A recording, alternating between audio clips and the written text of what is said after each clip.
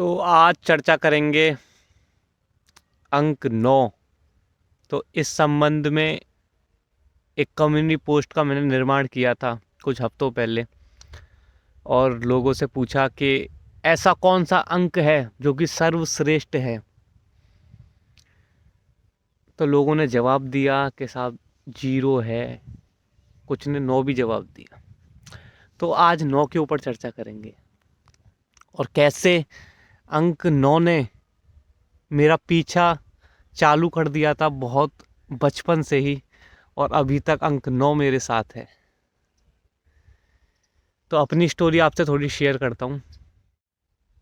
तो जब मैं चौथी क्लास में ही था, चौथी पाँचवीं क्लास में ही था, तो अक्सर जो रोल नंबर मुझे अलॉट होता था वो होता था रोल नंबर 9।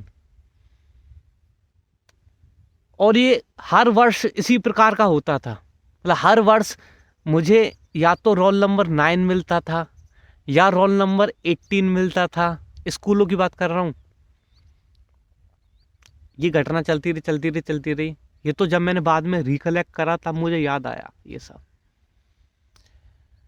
जो आधार नंबर मुझे अलॉट हुआ, उन सभी डिजिट्स को आप जब सम कर देंगे, सम करने का प्रोसेस ऐसा होता है कि कितनी भी बड़ी डिजिट हो, एक इंडिविजुअल डिजिट को आप जोड़ते जाइए और मान के चलिए 3 संख्या की डिजिट उससे आई तो उन तीनों की संख्या को भी अलग अलग जोड़ दीजिए। फिर मान के चलिए उससे 2 संख्या की डिजिट बनी तो उन दोनों की संख्या को भी अलग अलग डिजिट को जोड़ दीजिए। वो 9 आना चाहिए। तो जैसे कि आपको पता है कि 18 हुआ, 27 हुआ, 9 की टेबल में जो भी होंगे सबको जब हम जोड़ देते हैं तो 9 ही आता है। 18 1 + 8 9, 9 × 27, 2 + 7 9, 9 × 4 36, 3 + 6 9। ठीक है। और 9 से बड़ा कोई डिजिट नहीं है, 9 से हाईएस्ट कोई डिजिट नहीं है। मतलब 0 से लेकर 9 तक डिजिट्स होते हैं, उसमें 9 सबसे हाईएस्ट डिजिट है। बाकी जितने भी डिजिट हैं सब 0 से लेकर 9 तक के कॉम्बिनेशन से ही बनते हैं। तो 9 इज द अल्टीमेट डिजिट। तो मेरे आधार नंबर जो है उसमें भी सम करके 9 ही आता है। जब मैं NIT पटना में गया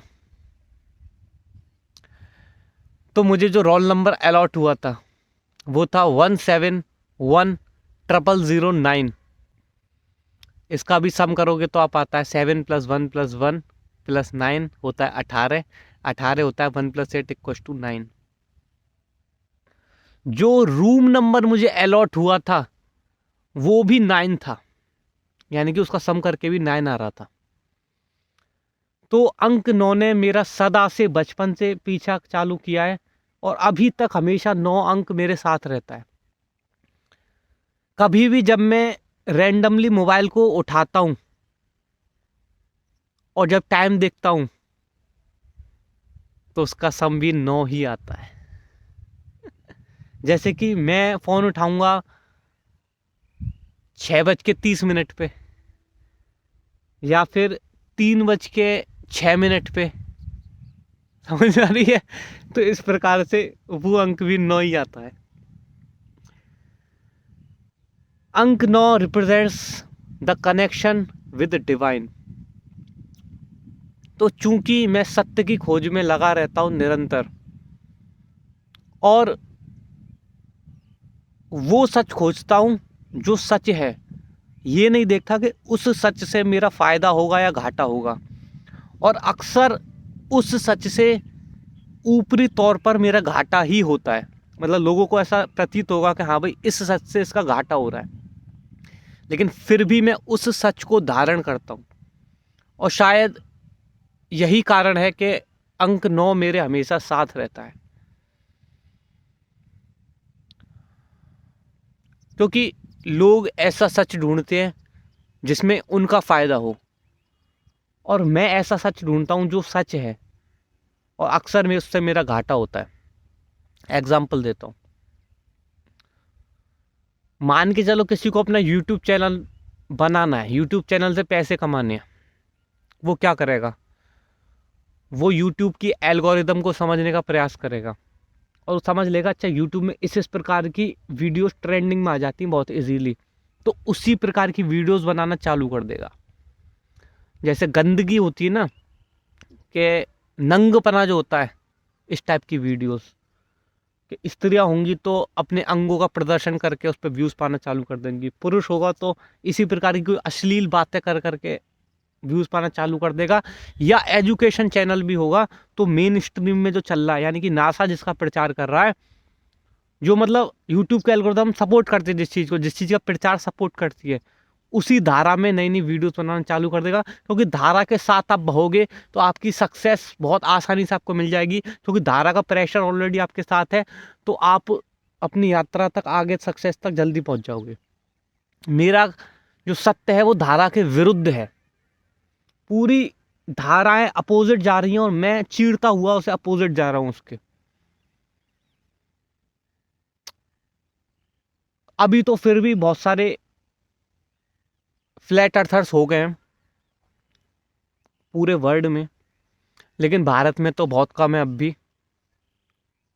और मैं क्या चाह रहा हूं, मेरा क्या विजन है, मेरा क्या लक्ष्य है कि इस सच को मतलब यूट्यूब के एल्गोरिथम से सपोर्ट ना भी करे। यूट्यूब मतलब आप सर्च करोगे यूट्यूब के ऊपर फ्लैट अर्थ, तो कंट्रोल्ड अपोजिशन के, फ्लैट अर्थ सोसाइटी जो कि कंट्रोल्ड अपोजिशन है, उसकी वीडियोस आपके सामने आ जाएंगी। और जब आप उसे देखोगे, आए बकचोदी बकवास ऐसा कुछ, क्या बकवास कर रहे हैं यार फ्लैट अर्थ वाले, ऐसा सोच के आप उस टॉपिक को वही बंद कर दोगे। जो रियल सच है वो आप तक नहीं पहुंचेगा, जो कि इंडिया में मैं बता रहा हूँ और विदेशों में बहुत सारे अलग अलग लोग बता रहे हैं, जैसे फ्लैट अर्थ डेव, जैसे एरिक दुबे, इस टाइप के लोग। लेकिन उन सब के प्रयास से विदेशों में तो बहुत लोगों को पता लग गया, लेकिन भारत की जनता जो कि हिंदी समझती है अधिकतर, उन सभी को बताना मेरा कार्य है। बट भले यूट्यूब उसे दिखाए या ना दिखाए, दिखाएगा नहीं, क्योंकि वो नहीं चाहता कि ये सच्चाई लोगों को पता लगे। तो मैं चाहता तो मैं भी उस टाइप के कंटेंट क्रिएट कर देता, और अभी तक मैंने 180 190 वीडियोस बना दी हैं, 2-3 लाख सब्सक्राइबर जेब में लेके घूम रहा होता। लेकिन मैंने चुना अपना घाटा, ऐसे सच का प्रचार जिस सच से भली घाटा होता हो, लेकिन वो सच है और बताना जरूरी है। लोगों को गुमराह करना नहीं कर सकता यार, मैं नहीं कर सकता लोगों को गुमराह। इसलिए शायद वो कनेक्शन विद द डिवाइन हमेशा साथ रहता है।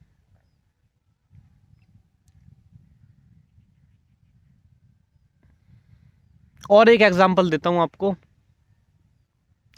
लोग अपना सच ढूंढते हैं, अपने फायदे का सच ढूंढते हैं, कि अक्सर वो जिम जाते हैं तो देखते हैं कि साहब हमें प्रोटीन किससे मिलेगा, प्रोटीन किन किन चीज़ों से मिलता है, हमारा फायदा हमें मिल जाए प्रोटीन। भाई दुनिया गई माँ चुदाने, हमें प्रोटीन मिल जाए, किसी का गला रेंदना पड़े, कुछ भी करना पड़े, हमें प्रोटीन मिल जाए, चाहे दूध से मिले, चाहे अंडे से मिले, किसी से मिले। लेकिन मुझे पता था कि भाई जो किसी का गला रेंद के, किसी जीव का गला रेंद के जो प्रोटीन आता है, उस प्रोटीन का मैं क्या करूंगा भाई, एज सिंपल एज दैट। लेकिन और एक और उससे भी बड़ा सच, रिसेंटली मुझे यह भी पता लगा कि भाई लोग क्या है, नॉन वेजिटेरियंस हैं तो वो वेजिटेरियंस बन जाएंगे ज़्यादा से ज़्यादा, या वेजिटेरियंस होंगे। लेकिन असल में you are just shifting the cruelty zone. इस पर थोड़ा सा प्रकाश डालता हूं।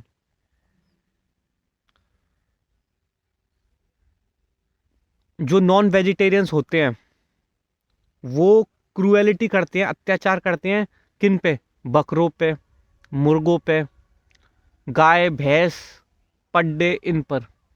या तो उन्हें खा लेंगे मार के, या इनके अंडे वगैरह ये सब।